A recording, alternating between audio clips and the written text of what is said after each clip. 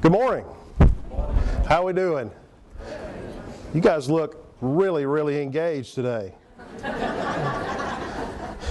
And I'm glad, I really am glad, because I have a PowerPoint, about 180 slides. I want you to just kind of settle in, because I'm going to read every one of them to you, word for word. You've seen this before then?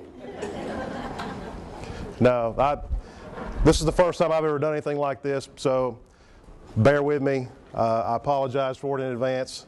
But we are really glad to be here. I'd like to thank everybody that has come out, Dr. Laura Brown, Karen Walker. As I said, my name is Brian Ridley. I prefer Brian. I put the H on there, not to be pretentious, but because I Googled myself one time, and there's some other Brian Ridleys out there that I really don't want to be associated with. My associate and partner here is Miss Cheryl Benefield. She is our parental involvement? Parental involvement coordinator, parent mentor, parent engagement specialist, a little bit of everything. She's the parent person. She's the parent person for our school system. She actually works with all 6 of our schools.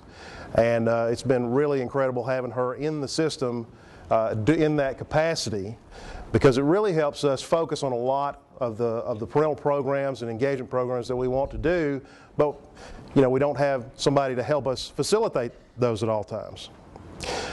So before we start off, I'm going to give you a little bit of background about Haralson County Middle School, where we come from, what we did, and then we're going to talk more about our parental involvement plans, the things we do, how the cafe works.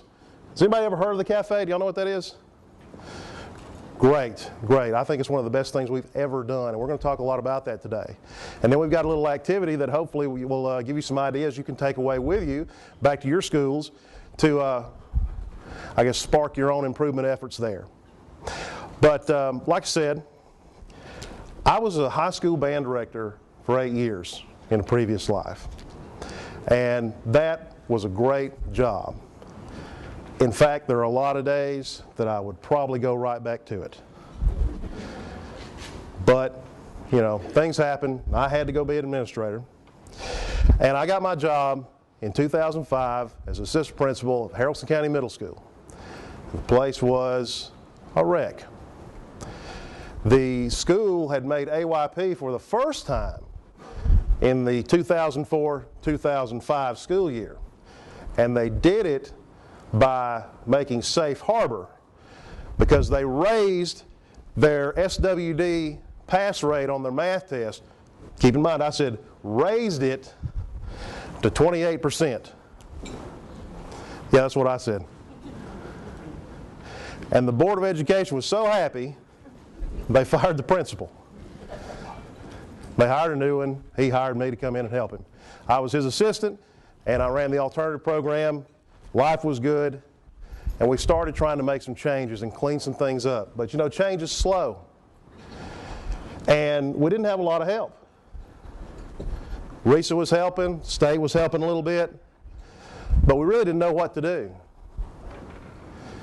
So I did that for about 3 years. I got the opportunity to go get my first principalship at West Haralson Elementary. Any elementary school principals in here? That's the best job in the world, isn't it? When I went to work as an elementary school principal, it was great. Every morning the teachers come in, most of them have smiles on their face.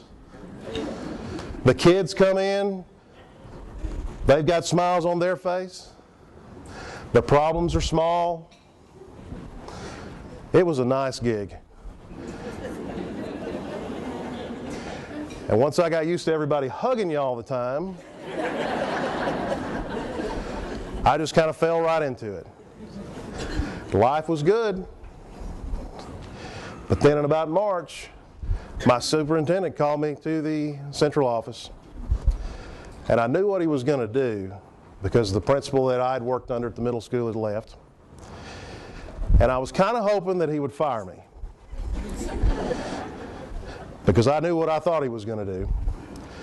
And I'm kidding. I work for a great superintendent. But one thing I learned about him that day is if he ever starts telling you that story about getting transferred to South Cobb or North Cobb or something, you're getting transferred. That's his tale. That's what, if he starts telling that story, you better clean out your office. So he gets me at the table and he says, we want you to go to the middle school. And I put my head down on the table. And I said, do I have to? And he said, yeah, Brian, I think you know everybody, you know what to do, you can do this. And I'll give you 3 years. I had to do what had really never been done before, and I had to do it twice. So I went. I didn't want to go.